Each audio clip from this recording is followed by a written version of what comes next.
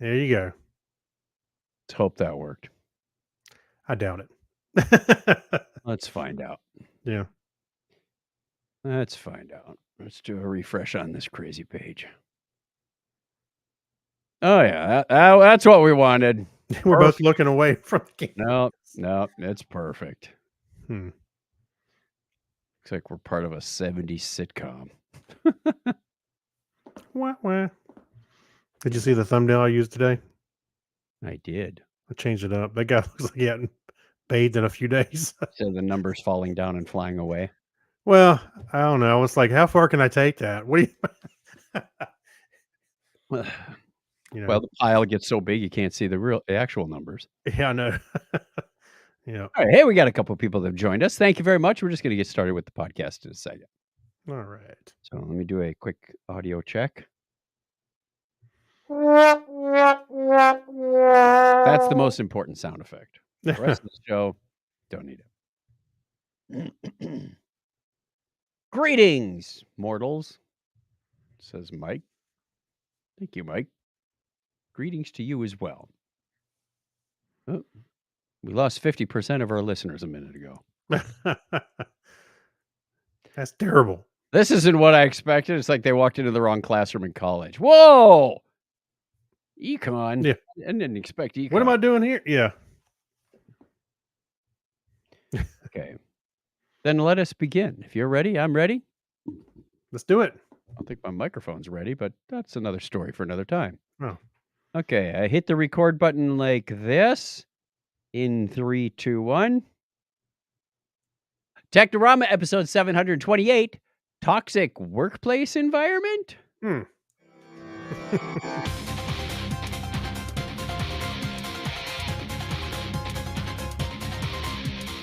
Hey, welcome to Technorama, the show that takes a lighthearted look at tech, science, sci-fi, and all things geek, because that's what it says on the t-shirt. The t-shirts have been ordered and the t-shirts are on their way. So, enough of talk about the t-shirts. That toxic workplace environment sounded like something off of Wheel of Fortune, one of those before and after things.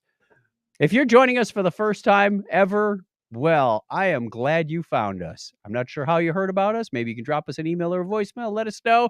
We'd love to hear from you. We, being me, Chuck Tomasi here in sunny Phoenix, Arizona, and that man right there, Craig Stepp. How are you, Craig? I'm doing well. How you doing? Wait, which side are you on again? This side. Oh, yeah. Hey, shake hands. Hey, you want to shake hands? He needs to put a picture on the wall over there after all these years. Still can't get it right.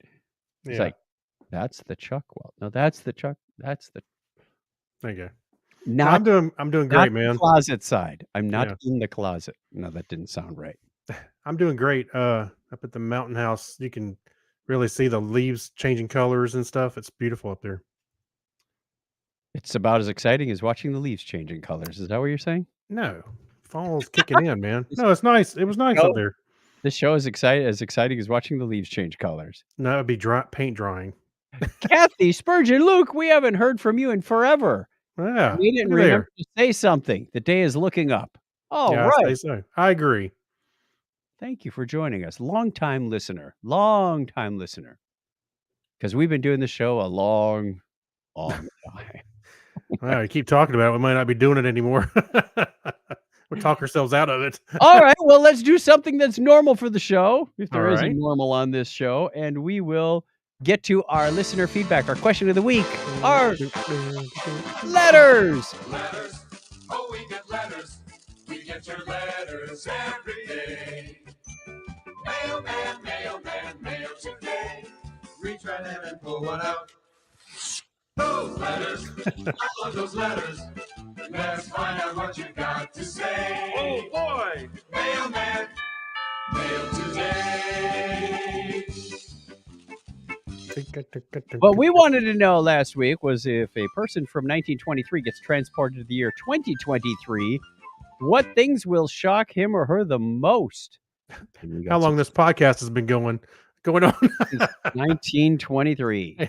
Yeah, it'd be how long has this podcast been going on? Yeah. What is this? And oh my gosh, how does this even survive? Yeah. Yeah. Weber Yet Baker another says, yet another person explain what podcasting is and how it works. Hey, we haven't done that in a while. What's No. a Yeah. podcast? Weber That's right. Baker says the number of cars and the lack of horses. Not sure I'm going to agree with that one because at 23, there probably weren't too many horses roaming around anymore. A lot of cars starting to show up on the highway, on the roads. But maybe, where'd all the You know horses go? Let's you know bring what them back. They're eco-friendly, are they not? Yeah, well, methane? I don't know. Hey, I was actually that reminds me of a question I had thought of the other day. Is at what point did we switch over from the old west to things being more civilized as we know it today? It wasn't always the Old West. I mean, the Old West Well, didn't no. happen in New York City.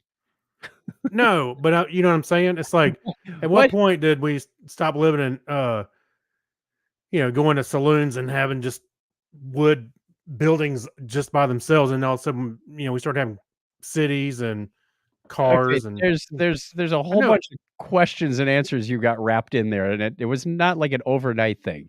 but the movies and the way you think about movies, Oh, no, it's like all of a sudden no. it just happened. You're believing the movies. No, This I'm is just saying irrelevant that. here. Yeah, what was the A lot of the wooden structures, for one, burned down. Anybody remember something called the Chicago Fire? yeah, yeah. Or London caught on fire, or a lot Mhm. of towns caught on fire. They said, we should rebuild this in not so flammable material. Hey, this rock doesn't light. As for saloons, they Mhm. still exist. They're called pubs and microbrews now. Yeah, well, no, I know. I'm just saying it seemed like, you know, there you never read about the transition from West or the old West to more modern times. It just seems like a black and white thing. That's what I'm saying. You might want to reach out to some of our friends at iHeartRadio and see if they can do a history thing on it. Ridiculous History might have something to say about that. Let's keep going. Okay. John Kratzer says, how lazy technology has made people. I'm going to not say lazy, but I'm going to say has freed us up to do other things. Yeah, and when you say Well, technology, that's a pretty broad term. I've seen a bunch of parents throw an iPad in front of a kid just as a Well, pack of pacifier. You you know, you do realize that a shovel is technology. yeah, but you're not lazy with it. Does a backhoe make you less lazy? No, but he A says shovel, how lazy technology has made people. right? Right. I'm I thinking more tend to take modern. I take the higher road and say technology does a lot of the drudgery that we don't have to do anymore and allows us to Like, free up and do other things. oh, to my example, parenting. That's what That I'm saying. should not be the drudgery of your life. I'm saying that some of that stuff, There are, it has made people lazy. I would say there are people who abuse technology or Mhm. don't use it to its maximum potential, or Oh, I would be guilty of that. but there's people who do that with money, there's people that do that with food, there's people that do that with a lot of things. Mhm. They don't use it properly, and as a result, there are negative consequences. So see, again, with the old West thing, you're talking about shovels and I was talking about iPads. So at what point did that cross over I'm sorry, let's move on. Yeah. We're gonna have another one of these 25-minute debates, so just fast forward the podcast till you Right. hear something about on this day. Yeah. Anyway, All right. Stephen Weshy says, "How much information smart photos, I think he means smartphones, allow you to access at any time?" Oh, well, yes, that That is. would blow their minds. You know what? Things have gotten so good nowadays. It's like not only can obviously, well, Wikipedia's been around for a while, but I can really search for anything on my phone and find it within a couple of minutes, whether Yes. it's my personal information or even photos. That's now see photos. I think is even historically has been harder to search for until recently. Now, like Google Photos, I can just put cars, dog, or I can put my dog's name and Yeah. it's pulled up their picture.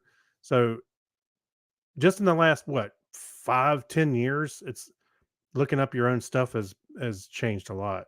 I've got a photo from the 80s that is starting to get a little faded because it sat in the sunroom in our old house, and I should not have put it there. And I was Hmm. looking at it in the hallway, and I went, I wonder if I have the I obviously don't have the slide it came from, but I scanned all my dad's slide about 18 years ago. Hmm. So I searched for red and white boat, and it came up with a lot of hits and mishits. And I said, wait a minute, there's a dive flag right on the front of that boat. Let's look for dive flag. And it found many of them that were in that collection, but I didn't find that specific photo. Hmm. So I don't think it's in the collection, but it's just amazing that you can look for a term like that and find Yeah. photos among tens of thousands of them in my collection that can find that one fairly quickly. Yeah. Or the fact that you can, what was it? You can tag people and Yes. say, "Here's a picture of my grandpa," okay? And then it goes and finds all the other ones of different eras, different ages, and even, like, Yes. what it found, somebody from their profile as well as the front face. They were, like, mostly obscured. It wasn't even the profile. It was sort of like a Oh, 25%. Like, yeah. wow! It knows them from the back of their head practically. Yeah. Now I've obviously been taking more pictures of Harrison since he was a baby to now than probably any other person I've Yeah, ever taken pictures of. right. But uh there were a few times over the years that I said, Google, this is Harrison's face. This is his name, Harrison Step. And then after a while, like you said, it started picking up pictures where he was in, and then there was the other one says, is this the same Yeah, person? is this the same person? So Yeah. I would go through and I did that a few times. And it got all the way down to when he was like 5. Some of the pictures, it recognized him from when he was 5. There's been some s- some scouts. Now as I've been taking pictures of scouts over the years, I was labeling their names. And when one of them had an eagle ceremony, I put in his name. I found his picture and I went later on down. I'm like, where is he in this picture? And he was much younger and I was having trouble recognizing him.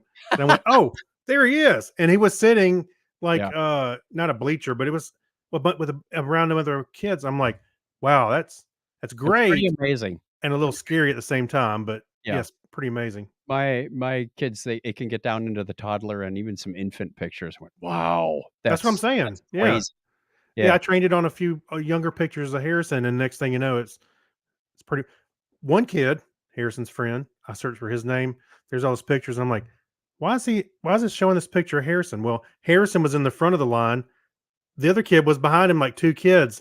And it took me a minute to figure that out. I Yeah, went, partially obscured face going, yeah. "Well, And what?" yeah.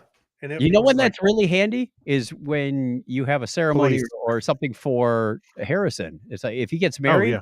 you Hmm. go find all the pictures of Harrison, then you can just pick Oh, and yeah. choose which one you want in the slideshow that you're rolling at the Hmm. rear at the, Yeah. That's what I was doing for eagle ceremonies. so When yeah. somebody had got their eagle, I would go pull up their name and uh, send all those pictures to his parents. And I got a lot. You've got to tag that person at least once. Yeah, and I did that for a majority of them. I wouldn't say I did all, but majority of them as I brought them in. Yeah. And then when they got their eagle or whatever, I would send their parents the whole group of pictures, and they were like, "Oh, thank you. We didn't know these existed." I was like, "That's exactly what I wanted to hear. You didn't know I had some pictures of your kids, and there you go. I mean, just don't tell Okay. the police." We've we're I, spending a lot of time on this well, question of the I week. meant for it as a surprise, is what I meant to say. So Brian Parker says movies with sound. Like, yeah, that would blow somebody from 1923 away. And the quality of movies, Hmm. not these black and white grainy things where somebody with a piano player piano goes along. Donk. That you could the realism in the soundtrack and surround sound. Can you just imagine how immersive that would be? It would be like us going into a holodeck, going, Yeah, "Oh, this is cool." right. So, Hey, here you go. I had some on mine. I don't know why they weren't showing in that view. Mike Stockman replied to mine and said, "Everyone carrying and focused on a handheld device." yeah. And I replied and I said, "Just like I'm doing, reading your comment." Well, yep. Steve Lennon said, "Mobile zombies." Mobile zombies. That's right. Uh, Let's see. So Kyle Nishioka said, inflation and what they used to be able to buy with a nickel. No kidding. but then you had to think how long it took to get a nickel. So I always weigh that against when my dad Still. said, We bought our first house for $17,500. And I said, how much did you make in a year? Is your A salary? nickel? He said, $5,000. So your house was 3.5 times your annual salary. Fast forward 30 years to our first house, and I did the same math. And I went, yep, that's about what we paid. Mm-hmm. And then you fast forward it to today, and if somebody says, hey, a decent house is going to cost you $400,000, well, I hope you're making $100,000 a year then. Now, Yeah. it's not always that way with all classes of people. We realize there's different income levels, different occupations, different Taxes housing are zones. different. Exactly. So Mhm. I No, I get it. just used it as a yardstick, and probably should have used a meter stick. Hey, Adrian Meredith says antibiotics. Oh my, yeah, Yeah, that's actually a pretty good one right there. yep. Our, Penicillin is just a crazy thing that they didn't have. our buddy Gary Lindros says the lack of paper, books, and ledgers. Oh, paper like accounting. Yeah, keeping track of all your stuff. Him being in business, he'd certainly recognize that. Mm-hmm. Excel would just blow him away. He's not old enough to be had been using a ledger. Come on. But I'll bet, when he was in business school or something, they taught you how to. Well, when I took an accounting class during high school, we were doing paper ledgers and stuff, and I hated it. I just could not stand it. And then you know what? The first computer job I had, I was sent out to a place to install Peachtree. So Easy I, calc. I was immediately removing the paper ledgers out of the equation. Sean Brockman says we carry access to the sum of the human knowledge in our hands, and we're no closer to solving the same problems of war, hunger, clean air, and water. Wow, deep thinking there, Sean. Oh, Steve London said the wokes. Okay. Mobile phones, right? Yep. Karens. I think they had those back then. I don't know what to call them, but I'm pretty sure they were there. Maybe. The abundance of he said I will read it just like he said it. The abundance of carp we dwy. I think it's crap we buy. Oh, okay. And I was doing the translation in my head, for Yep. And the clean air in the city. My sister Suzette says the design and model of a typical automobile in 2023. Can you imagine somebody who was driving around like a Model T, and now the T is for Tesla? Well, think of how how ridiculous that would puberty again. Yeah. How ridiculous that would look. Look at some of the sci-fi movies we saw in the 80s and their vision of a car, like on Back to the Future. They're in the future and you see the cars kind of floating or they look futuristic, the way that was only 30 years. I'm just saying. Yeah, I could imagine it would look like that going forward. You go, Are we living on the moon yet? Nope. Funny you bring that up. They're moving there tomorrow. All right, that closes that segment out. Another letter from our listener.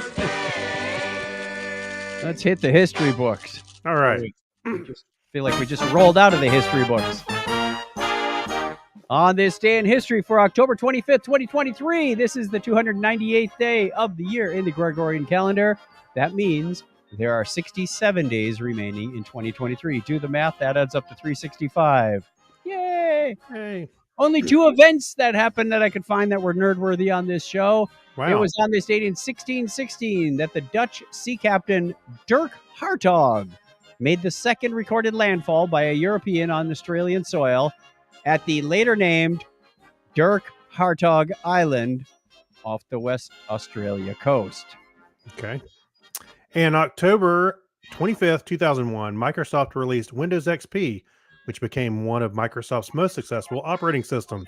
And still in use on 70% of computers today. Oh, yeah, it's still around. Yeah. 70? I made that number. As I say. You do realize that 50% of facts are made up. I knew you were going to say that. Yeah, but the palm reader didn't know she was going to go out of business. The fortune teller. Happy birthday goes out on this date to German astronomer Heinrich Schwabe, born on this date in 1789. And Johann Friedrich Julius Schmidt, a German astronomer and geophysicist, was born 198 years ago today. So close. You had the Johann right, but it's Julius. Whatever. Otherwise, Hey, it'd be Johann Julius. He quit carrying 100. It's years ago. Halloween. He's gonna come back and haunt you.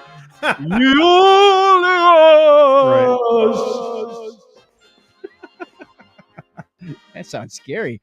Austrian composer and educator Johann Strauss II was born on this date in 1825. And born October 25th, 1838. French pianist and composer Georges Bizet. Bizet. Oh, close. Okay, then I'll take this one. Good luck. Dragutin. Get your cursor out of the way, man. I moved it. Sorry. Gorjanovic Kramberger, the Croatian geologist. Kramberger. Croatian geologist, paleontologist, and archaeologist, and a whole bunch of other ologists, was born on the same date in 1856. I think they opened a Kramberger right down the road. Dragutin. So, American businessman that co-founded the Dodge Company, John Francis Dodge, born on this date in 1864.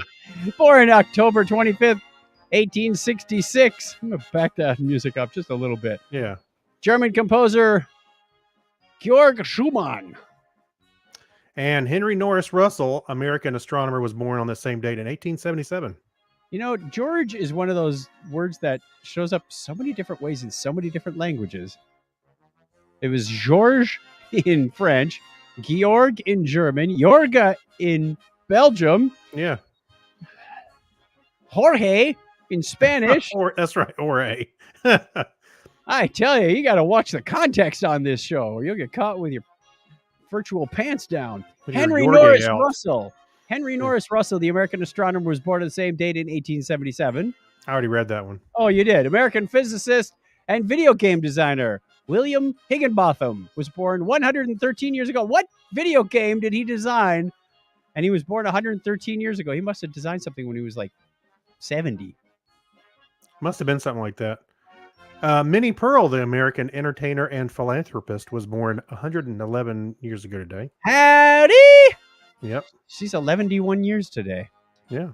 And Billy Barty, the American actor, was born on the same date 99 years ago today. You know Billy Barty from so many movies. Do I? Yes. Such as? He's a little guy. He was in Willow. He was in I was looking at this earlier. He was in a whole bunch of stuff. He played a lot of roles where little people were required. Okay. All right. Danish computer scientist, astronomer, and academic Peter Nahr was born 95 years ago today. And American actress Mrs. Cunningham, Richie Cunningham's mom, Marion Ross, was born on this date in 1928. An American soldier, pilot, and astronaut, Rusty Schweikart, was 88 today. Wasn't he on Apollo 11? He was one of the Apollo astronauts. I think so. I think you're right. Also born that same date in... Get your cursor out of the way again. Jeez, what are you doing? I don't know. Just that nervous. Little flag comes up and I can't see where I'm going. Can you scroll without moving your cursor? Oh, I'm just moving my... Why? Just read. I don't even know where we were anymore. Born on the same date in 1952, English computer scientist, mathematician, and academic Wendy Hall. All right. And American voice actress Bart Simpson was Nancy Cartwright, is 66 today. Don't have a cow, man. Also born on the same date in 1984, American singer, songwriter, and actress Katy Perry. Oh my, she's 39. Wow. Time marches on. Especially for these people who have another birthday. Listener birthdays this week include October 25th, Scott from Minneapolis. Dylan Licata from San Antonio is on the 28th. Big Jim Clark from Megapodtastic on the 29th. And on the 30th, Wolf Geek. And that takes care of our birthdays. If you want to be on the birthday calendar, you go over to chuckchat.com/birthday, and we will give you a shout out at the appropriate time of year. Craig needs to put the banner on the screen. While I say that's the way it was on this day in history for October 25th, 2023. By the way, when you said Wolf Geek, I kept thinking, their wolf, their castle. I thought you wanted to talk that way. What? You went and Young Frankenstein, where he says, werewolf, their wolf, Their Oh, castle. wow, that was a stretch. I know, but I got young Frankenstein on the brain for today. Apparently so. Yeah.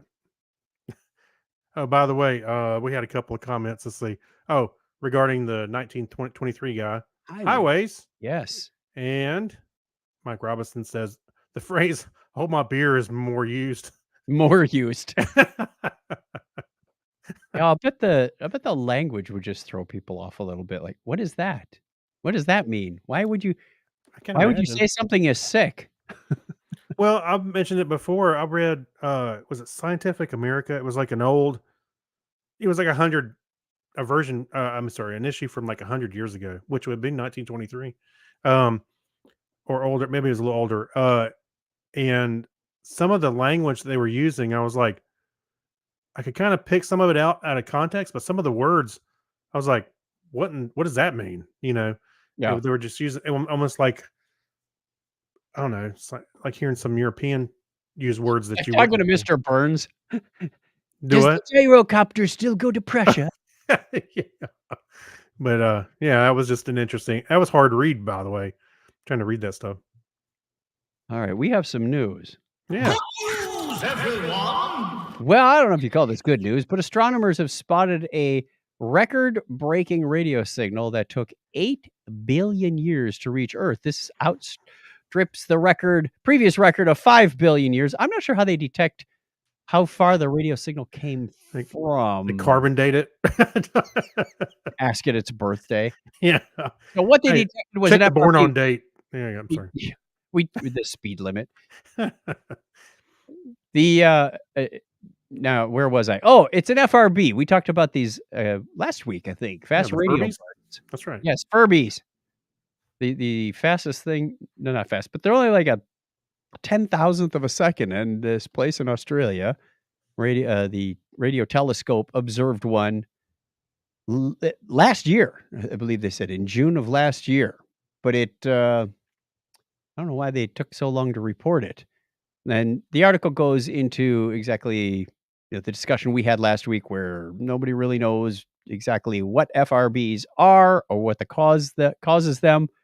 Some interesting facts about them. So we're not going to rehash that discussion, but 8 billion years, a new record for the furthest FRB. I'm trying to think if I've heard Astronomy Cast talk about these yet. Not recently. I would like to hear them talk about that. I would. I'll have to send in an email. Yeah. Okay, that's it for the news. Short, one segment this time. But we're going to march into Hey, the actual stories. I thought we'd spread our news around, or our stuff around. We're going to talk about tonight. We talked an awful lot on the question of the week. Yeah, we can revisit it if you'd like. I don't. That's all right. I'm good.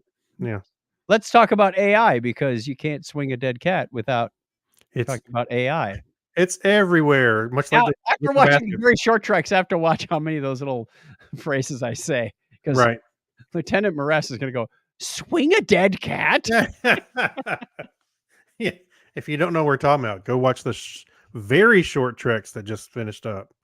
Just search for it on YouTube. Very short treks. You'll get the Star StarTrek.com. Yeah. Yeah. They're a lot of fun. All right. Well, since we don't have anything better to do with AI, we taught a simulation of a robot hand how to twirl a pencil. Not really a pencil. What was it? Just It's like kind of a little rod. like an Apple pen. Yeah, it kind of looks like it. Rod on the ends. And it wasn't what I had expected when I watched the video. There were actually several different methods of how it flipped this little pencil stylus thing around its fingers. Now, this isn't an actual robot with an actual stylus. This is a computer CG. It's a virtual simulation. robot hand. Yeah, articulate hand. But what's cool is as the video pulls back, you see one at the beginning, Mhm. and then you see about 9 or so, and then it kind of keeps going, and you see them not only twirling other ways in other simulated videos, but then you start seeing those hands doing other things, like rotating a cube and opening and closing a door. You know how that. Yeah, at first I Yeah. thought these are like the failed training models. I expected to see it drop. Right. Yeah. Yeah. This I'd like to is see one drop it and pick it, and then the hand goes down, pick it back up. it was an example of how you give it instructions to accomplish a task, and then it makes mistakes and learns along the way. It's very it's very much how a lot of people learn. Like, how do you learn to ride a bike? How do you learn to play a video game? You try things out and it fails, and then you go back and try it again, and eventually you achieve at the outcome you're looking for. So that was cool. Yeah. I thought it was neat. Little video if you want to watch that in the Hacks and Strange Story segment of episode 728 over at chuckchat.com. Now, what I would like to see is them take this. I'm sure it'll happen. I know Yes. it will, and apply this towards a real, articulated hand like that, robot hand, and have it actually. You'd have to get the actuators and whatnot firing pretty quickly. Absolutely. Well, we did see that. Remember a while back, the guy was fighting that those two robots were fighting each other. Oh, the one-armed robots boxing each other? Yeah, but the whole thing was how fast the response was. So not far off. It'll come together. I'm just saying, yeah, I'd like to see that and have it learn from its mistakes. How does this help us solve world hunger or stop wars? I don't know, but do we stop progressing to solve world hunger?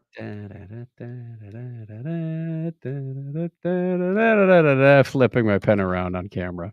Can't see that on the audio podcast. I had your video obscured by my browser. He doesn't watch or listen to this podcast. He just what podcast? Into the microphone. Which podcast? Quick shout out to the chat room. We've got Kathy. We mentioned Kathy Spurgeon Luke earlier, and Mike Robinson. Hello and welcome. There are some other people out there watching. If you are watching and you don't feel like commenting, that's fine. That's up to you. We invite you to join in the discussion. We are here Sunday nights at 8:30, except when we're not. But generally, it's Sunday nights 8:30 Eastern time. Yeah. I say that because next week we're not. I'm going to be in Belgium hanging out with Yorga. That's right. And it is a Halloween weekend, so yeah, go out and have fun. Celebrate with the kids. Yeah, and then come back and see us. We have a question of the week at the end of the show that kind of goes along with that theme. So we'll see what happens. So put it on your calendar, Facebook or YouTube. You can join us. Just look for Technorama Podcast wherever you find fine podcasts. You won't find us there because we're not a fine podcast, apparently. Yeah, look at the list beside it. the ad space that nobody pays for. Yeah. We're like a 404 message. We show up when you least expect it. That's right. Or the Spanish Inquisition. Let's go to the Remember When segment, shall we? All right, back in Remember When. We have a pocket calculator. This is cool. When was that? Back in 2010, I talked to my coworker Tom, and he had all those different calculating and whatnot devices, the analog ones. This one did not come up. This is the Magic Brain Calculator. And I watched the video that went on for about 15 minutes. Mm-hmm. It's a very simple device. And he tells you the theory behind this. So this guy is clearly a mathematician because you can tell by the way he talks. He's an academic. And goes into the formulas about how it's easier to add and then subtract. And then he finally shows, he opens this device up, and it's just a bunch of slide, analog up and down sliding. There's no electronics. There's no. It's almost like you slide gears back and up and down. It's not even gears. Really. I mean, it's got teeth. That's what I mean. It's got little teeth on it, like not a gear, but yeah, it's pretty impressive. And he talked about the different generations of this thing. The original, what was it? The what was that device called? Not Adatron or Ad Edition, something. There was like an original one, and then they were making these up until the mid 70s. Now the problem was in like the 60s, a whole bunch of cheap knockoffs came out, and he said when I was doing this one, it took me several tries while making this video because he says let's add 7 and let's add another 7 to it, and then it came up with 14, and you add another 7 to it, and it rolls over, and you get 21, and he said. This one is basically he says this one's so crappy it would jam up on me every time I he didn't say it in those terms, but you Right. can tell that this was a cheaper model that he said in 1960 you could buy this for about $1. Mhm. It's surprising that it still works, Well, but kind of it- cool. if you look over his right shoulder, he's got a larger version, Yeah. and I think he mentions that in the video, doesn't he? He talks about the other version. Yes. I think Yeah, that was the original one. Let me see if I can find that. it's much bigger. It's like Yeah. 2.5 times bigger or more, maybe 3 times. I think he must use that for demonstrations in his class. No, he uses that when he's working his paper ledger. He said that the concept of this thing went back as far as um, the late 1700s, I think, when somebody came up with the original design. Like, that's brilliant. Oh, for this? Yeah. Yeah. So pretty awesome stuff. If you haven't seen this before, what do you say? There was one called the pocket adding machine. I'm trying to find the original name. It started with add. No, I'm not going to find it in time. Thought it was on this page somewhere. Let's see. Addiator. That's it. Gladiator. Not radiator. Addiator. Russell Crowe had nothing to do with this. Gladiator. Portable radiator. Right. What I is thought it? this was 1, a cool 2, 3, device. 4, 5, 6, 7 digits. So you could do, $100,000 if you wanted. So yeah, a neat little device and pretty simple, but interesting in the design where, you kind of rolled over the top or rolled around the bottom when you're doing addition and subtraction. You just had to remember a few simple rules.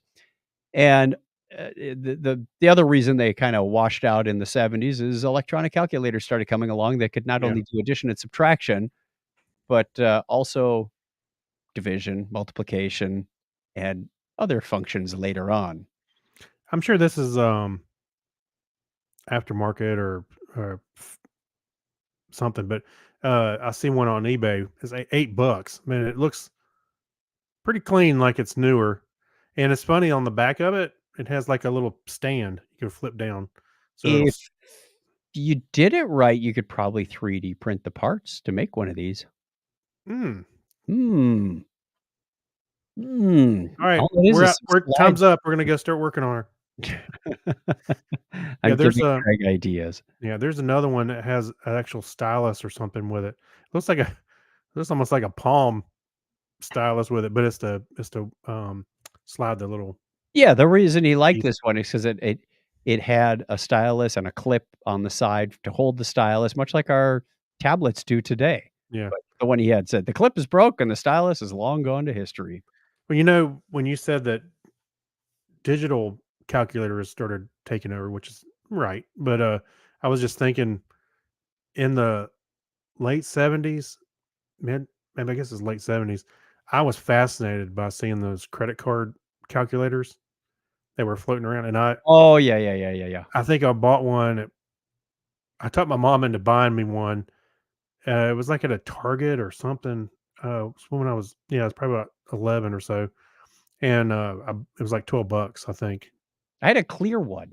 You couldn't even Clear, Yeah, you could see through it. All that was it looked like it was just floating a numbers credit card on. one, but you could see through it. Yeah, Huh? and I then never saw another that. one that was solar powered in the shape of a Yeah, 3.5-inch floppy, and if yeah, you slid the little metal door aside, it exposed the solar panel and turned the thing on. And right. I then the want to say memory mine was solar keypad too. was on the rest of it. It was kind of fun. I used that one all the time at my desk when I was working at my old job. I want to say I had mine was solar too. I remember. I know you could get a Casio one that was like that.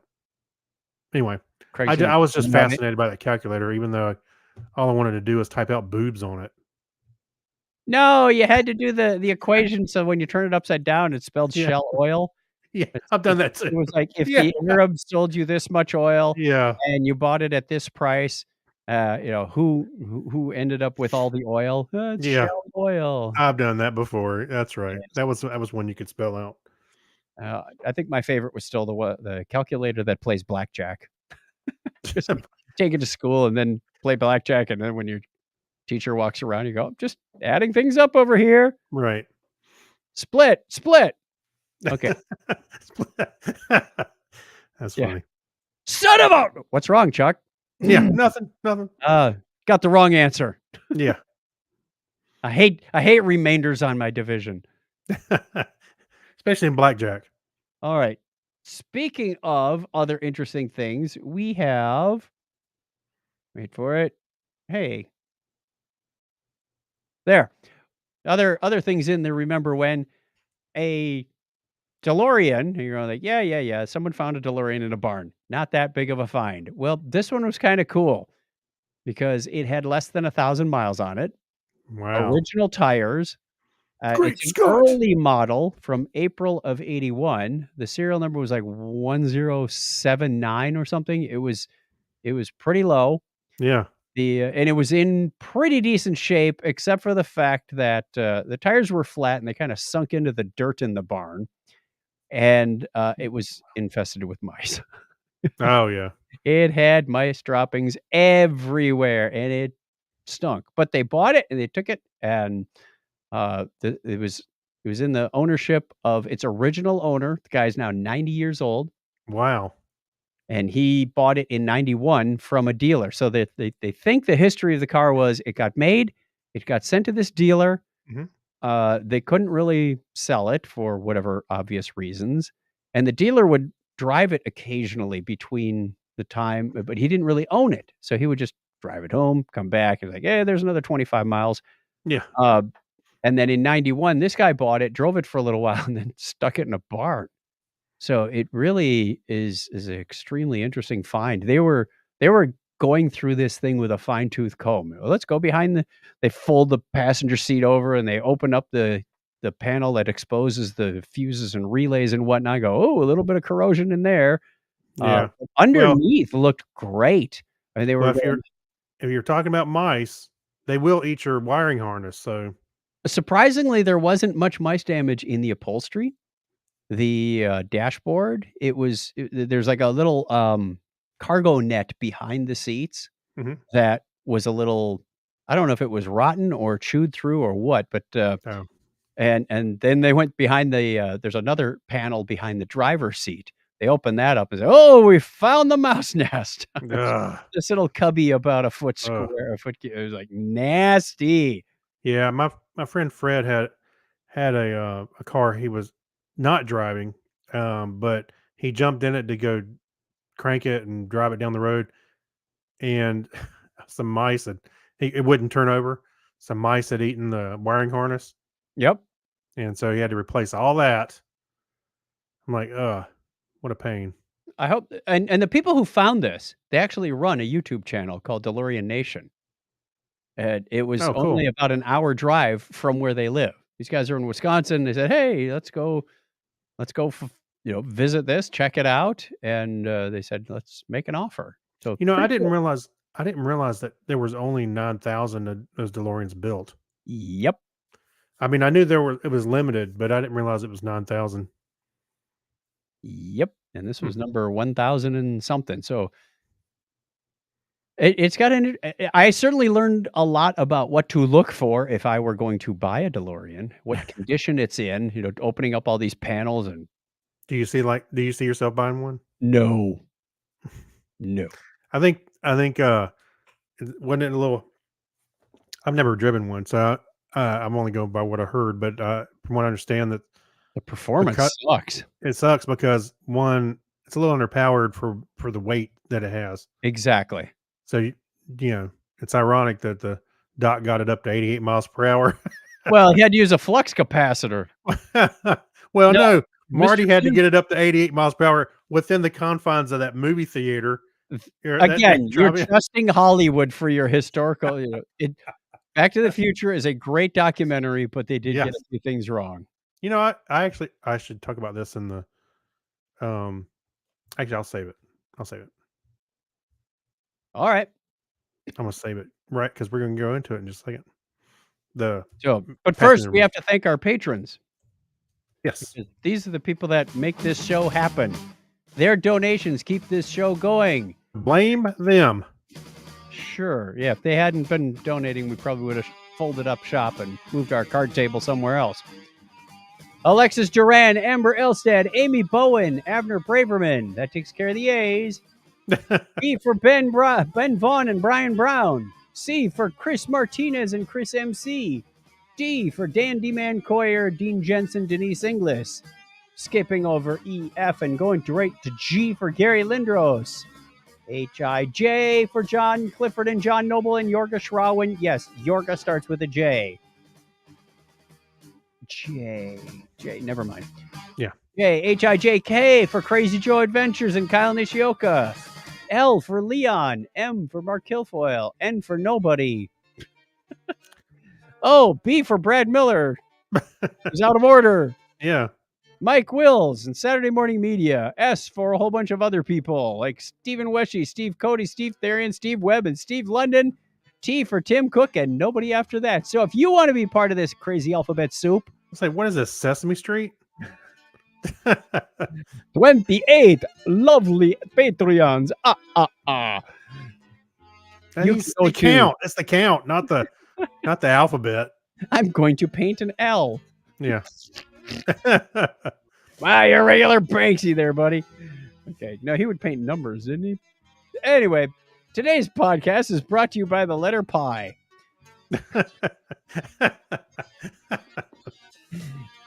Patreon.com/Technorama podcast is where these people went. For as little as $1 a show, if you find this interesting, educational, maybe even a little amusing, we'd love to hear from you, and we appreciate all the donations. So thank you very much. We'll get the Imperial Marching Band out of here and move on to Pass Me the Remote is next, right? That's right. Okay, we watched a couple of things this week. Some on a plane, some in our living room. Donna and I started watching a series that's been on my Netflix playlist for a while. I don't know why it took so long. I guess we had to finish some other shows up, called Blood and Bone. I've not seen it, but I know about it. Yeah, it's actually, it takes place in it's I wouldn't call it a fantasy adventure, but it's got some interesting elements to it. Some of the people have firearms, so in one way, it's kind of like a steampunk old western kind of thing. Mhm. But the idea is there's this land that has been divided by pretty much the whole show setup is in the first 3 minutes because they tell a story about these people who can work with the elements, the light, the Mhm. dark, the wind, the fire, etc. They call them Sure. geisha. And one of these geisha had a bad day, I guess, and he set up this thing called the Fold, which is about 40 miles long, and it's this big black cloud that you can't pass through, except the geisha can help you get through, which has cut off people from the ports and the ports from the supply chain, and it's just disrupted these various territories and countries for quite some time. And the legend goes that someone will come along who can summon the light and take down the Fold. Okay. So we're about 4 episodes into it, 3-4 episodes into it. Good storyline, good writing, decent acting. So we're enjoying this. This is a good Us show. Blood and Bone on Netflix. All right. This is a musical one. I actually listened to the Rolling Stones' new album, The Hackney Diamonds, Oh, and I was in the car today, driving home, and I was like, you know what? I'm gonna give that album a listen. I haven't. I knew it was out, came out last week, Mhm. and I'll be honest with you, it was pretty good. If you like the Rolling Stones at all, it's classic Rolling Stones, and I think there was probably the 2 tracks that I thought were okay, but for the most part, it's really good. Some of the songs were really. They had let's see, Paul McCartney was featured on one, Elton John was featured on another, and I remember seeing. Sir Elton John. Excuse me. Well, I said Elton John. Sir Paul McCartney. Lady Gaga, Sir And- Lady Gaga. and I think Stevie Wonder was also listed on one of the tracks. So I thought it was really good, and then not to not to mention that these are 80-year-old guys putting out this music, and it was just as good as anything, rock related today, or better. You're not gonna do a Michael Butler track by track. All right, let's get on. Yeah. I Now, give it a half a I point. enjoyed. I'm not a huge Stones fan. I like some of their stuff. Yeah, they got some Um, classics. yeah, but yeah, I like them enough, but this was really good. It was great. You can't always get what you want. Well, shout out to my dad. He actually went to see the Rolling Stones. Back when tickets were $3. Well, hold on a second.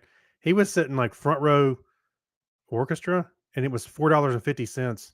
Ooh, he paid for the He upgrade. carries the ticket in his wallet from today. Oh, I That's wouldn't today. do that. You lose your wallet. That momentum is gone. Well, Memento. No he memento. carries it with him. He went to go see them before he shipped out to Vietnam. Him and two of his friends did. So he carries why it's laminated, and he's got the ticket in his wallet. Cool. Yeah. That sounds pretty cool. I actually took him to go see the Stones in the mid-90s. They were in Charlotte, and they put on a great show.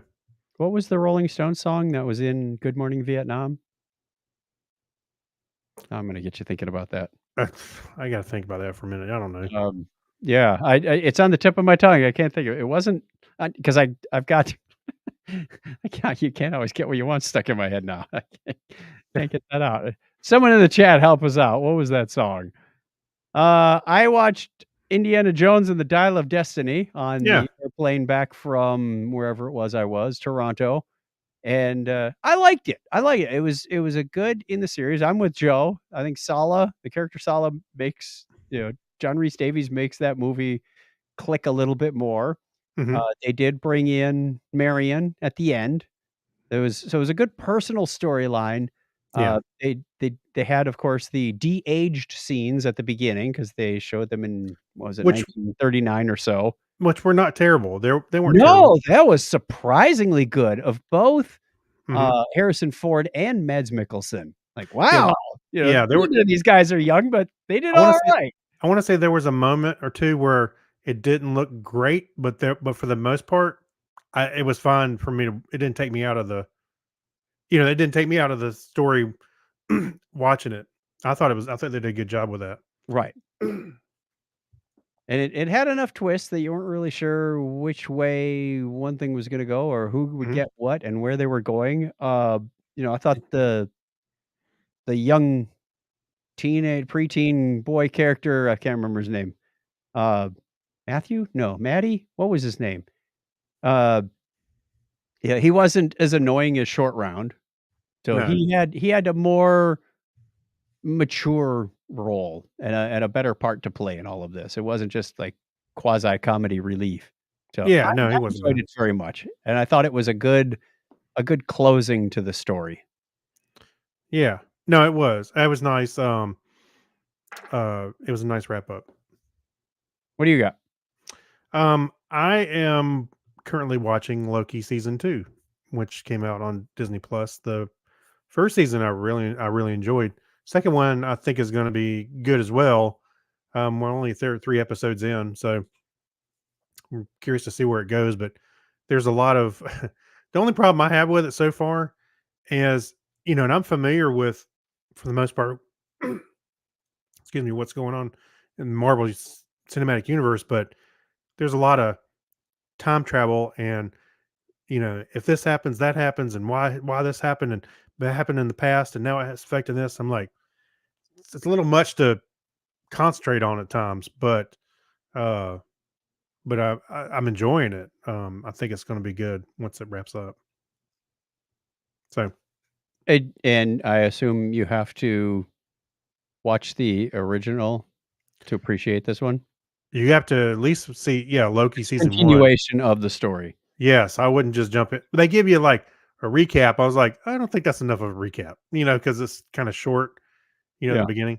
Uh, But, no, the first one was great. I would go watch that. I would recommend anybody go watch that, so go check that out for sure. Season 2 seems like it's ramping up nicely, and like I said, we're 3 episodes in.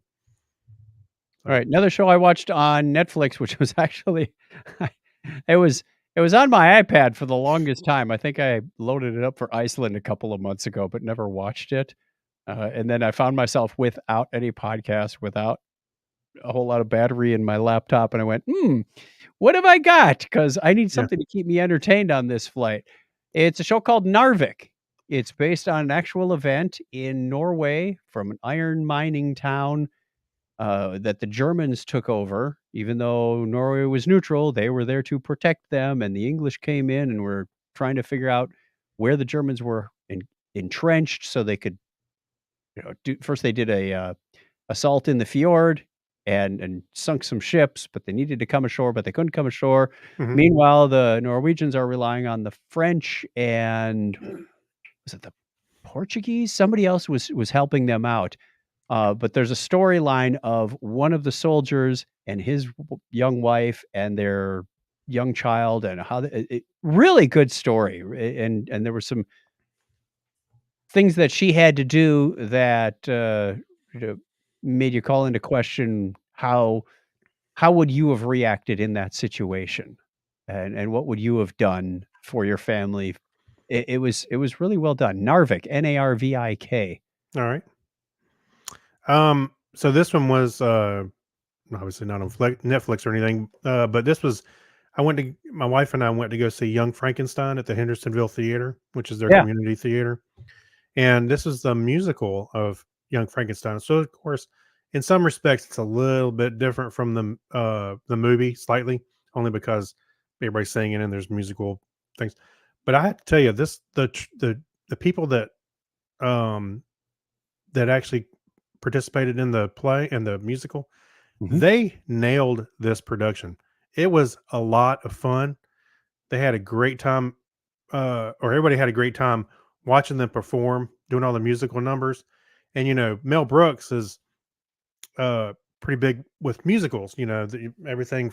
Well, he's done a lot of musical stuff in his theater, in his productions. But I went out during the intermission and was going to go hit the bar and get a couple of refreshments. And as I was standing out there, the uh, there's a lady that was right behind me, and she started a conversation, basically, oh, is this the end of the line? I was like, yeah, it's the end of the line. I said, this music is great in this. They're doing a great job. She goes, thank you. I went, what? So she was the musical director for the production. And she mentioned that Mel Brooks was very affluent with the music because there was 360 sheets of music for all the music in the play. Wow. And I was like, wow, that was pretty big. And the guy playing the monster was fantastic. I wish I could have recorded it just a moment for it and showed you, because you would think it's great. Um they had the scene with the blind hermit. That was Gene Hackman's character. They did all this stuff. And I was quoting some of the stuff to Kim before they said it. Like, I said, put the candle back. And then the guy said it on stage. Yeah, things like that. Um, and you could tell the audience was really into it. They were laughing and carrying on. And when I went to the restroom at the end, you could hear everybody saying that was great. It was a lot of fun to go watch a live musical, especially something that's so much fun as Young Frankenstein. Nice. Yeah, it was great. The other thing I Yeah. watched, which is, huh? What were you gonna say? I said, sounds nice. Oh, it was. The other thing I watched, no big surprise. I just happened to see Back to the Future 2 and 3. Um, all three of them are on Peacock, but for some reason I was like, I'm gonna watch 2. I wanted to watch 2, and then I went on to 3. And I love all three of them. But the first one and the third one are probably my favorite. The second's, Mhm. close second to all of those. But that was a lot of fun to watch that again, especially the old West one. I like the old West one. I have been doing a little looking, and I thought it was Satisfaction. I Can't Get No Satisfaction by the Stones. I But pulled up the soundtrack a minute ago and I didn't see that on there. I didn't see it either, but I don't think the soundtrack had all the songs in the movie, because I don't see Fortunate Son by CCR in here. And I Oh, know that was in the movie. Absolutely, unequivocally. So the soundtrack and what was played in the movie are two different things. And it might have been licensing rights or something, but yeah, that's what I was looking for. I Well, see go Beach watch Boys the and stuff, but I don't see. Yeah, Martha Reeves and Yeah. so it was interesting. You know, Alright. I mentioned this before, but Yep. the soundtrack from Back to the Future, the Yes. first one. When he's up there playing guitar, but on the soundtrack, it actually lists Marty McFly credit instead of whoever was playing the Huey Lewis? guitar. I don't know. I don't know who it was. I'm just saying when he was playing, Marty McFly was playing on stage Oh, instead of Chuck Berry? Well, Chuck instead of Berry Chuck Berry. Well, he's some playing you Chuck Berry's song, I don't but know, on the maybe Michael but J. Fox actually sang that part of Johnny Be Good. but wait a minute, the soundtrack actually said Marty McFly, Not Michael J. Fox. not Michael J. Fox or anybody else. I'm like, why would they put the character's name on there? I thought that was. I remember thinking that was strange. Maybe that is the singer's name is Marty McFly. It was just a Just strange coincidence, or he strange changed his coincidence. name. Yeah. Let me see if it shows that on uh on Spotify. Yeah, Alright, look, there's you Night look for Train from that Marley. while I do something that'll Yeah, interest look, listeners. Johnny Be Good, Marty McFly, and the Starlighters. That was the band on the stage. Marvin Berry and the Starlighters. Marvin Berry. It's your cousin, Marvin. It says Marty McFly right there on Spotify. Well, Okay. who knew Marty was getting credits? Final story from the Geek Library. Yeah. We have a satellite image of the eclipse. So while a Mhm. lot of people were watching the eclipse a week ago, so was NASA's Epic camera aboard the Discover spacecraft. Yeah. That got this. It looks like a fire.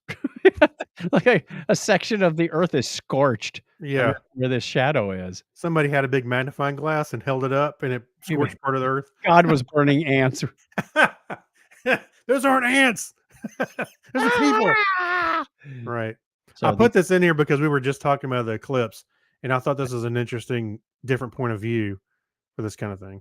we had lunch yesterday with my older brother's in-laws, Charlie and Barb. They're in town for a few weeks, Mhm. and Donna was kind enough to put together a get-together. So we drove out and saw them and had a nice lunch, and we were talking for a while. We haven't talked to them in at least 10 years. It may be closer to 20. Um, and they were driving out last week, and they stopped in Albuquerque on Saturday and watched the eclipse, and Albuquerque was right in the path. So, Oh, wow. oh, that's cool. That's cool. He said, "Yeah, I was gonna take some pictures with my camera, but I didn't hold a candle to this guy next to me." I said, "Even better." He had the solar filter and this big long telephoto lens wow. and, the tripod set up. I said, "If you know somebody who's got something really nice, Mhm. borrow it or have them send you the pictures." Yeah. Yeah. I mean, I look at it and go, "How many pictures of the annular eclipse can how do you know which one is yours? They all Well, look like the same circle." I know. But the thing was, that eclipse that we were talking about, the one, what, 4 or 5 years ago, or what? 2017. Yes, 17. 6 years ago. So, I went through all the trouble to set up a camera, and I actually had two phones set up, one to record with video and some other. I took some pictures, Yep. and then I started thinking, there's a lot of work, but at the same time, there's somebody out there that's got better pictures than I did. It just I thought it was fun to take pictures of the people that we were with because we went kind of Oh, as a well, that family reunion too because it was at yeah. Donna's sister's. So we had brothers and sisters and aunts and uncles and cousins and grandmas and everybody with the goofy glasses and the tinfoil hats, and it was just fun to take pictures of. That's what I will remember. Like, "Ooh, Yeah. here's somebody looking at the shadows while we're in the shadows." It was kinda cool. Yeah. Oh, yeah. Actually, as a matter of fact, I don't think I have the only picture I have of the actual eclipse is a picture of the LCD that was hooked up to the telescope. So it's like, oh, yeah, that's close enough because I knew I other was people would have much better pictures. I would embarrass my dad and put a picture of him up with the glasses, but I know my mom, she's in the picture and she wouldn't want that, so I Oh, won't do that. yep, yep. Alright. But I'll show you offline. All right, let's take them to the end of the show because we are over an hour and we're going to get out of here real quick. All right. I'm trying to bring up the actual audio there so I can get you the question of the week. Our question of the week this week is, what is your go-to Halloween tradition or costume?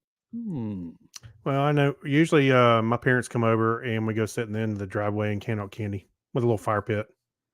Nice. We don't Yeah. have a whole lot of kids in our neighborhood. We have a few in the cul-de-sac, but that's it. We're not going to go buy Well- a big bowl full of candy because then Donna and I will end up eating it for the next 3 weeks and then regretting it. I suspect, and I know that there's most of the kids that we see are from other neighborhoods. They just, you see a car come roll in, and then the kids all jump out. I'm like, yeah, okay. They're just making the rounds as fast as possible. Oh, here you go. That's fine. That's their tradition. Our tradition. I hate to say. Huh. Oh, what'd you say? Spiderweb Spiderweb earrings. earrings all during October. Nice. I just have spider webs in my ears, so Ugh. they save the problems. Yeah. Our tradition, unfortunately, has been to turn off the lights and lock the door. Lock it. It's not. We live across the street from a senior community. It's like we're not getting any kids, and the few that we do, just so. Oh, and we won't be here this year. We'll actually be out of the country. I know what's going to happen. You're gonna come on with eggs on your stucco. My tradition is going to be to have a developer meetup on Halloween. And somebody said, let's have a dress up like Chuck contest. Like, yeah, that'll be fun. God. In London. Yeah, in London.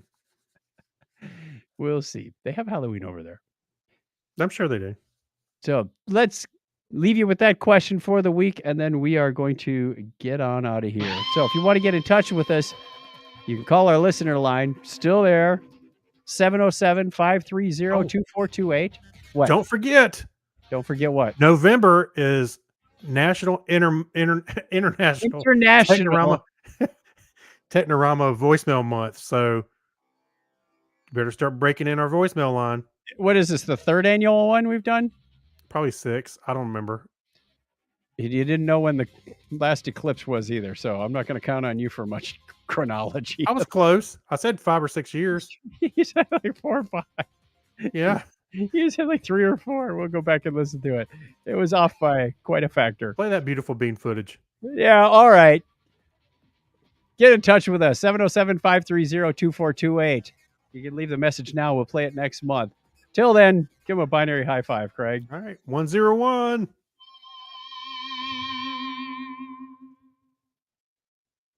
Done. We are done recording the audio part of this podcast. And Podcast in history has been made today. 728. You were there. That's right. Remember where you were, kids, when this happened. You might be able to tell your grandchildren. Yeah. If podcasts are still around and if the earth is still habitable in that time. Yeah. That's right. So we are going to stop the live stream, wave goodbye, and we're going to record our Patreon show. So we will talk to you again real soon. Again, no show being recorded on October 29th, which would have been out for November 1st? Mm-hmm. 33 Wednesday, something like that. So we will not have a show for following Wednesday, but we will be back the week after with lots and lots of stories. Yeah. Look forward to talking to you then. Take care, everybody.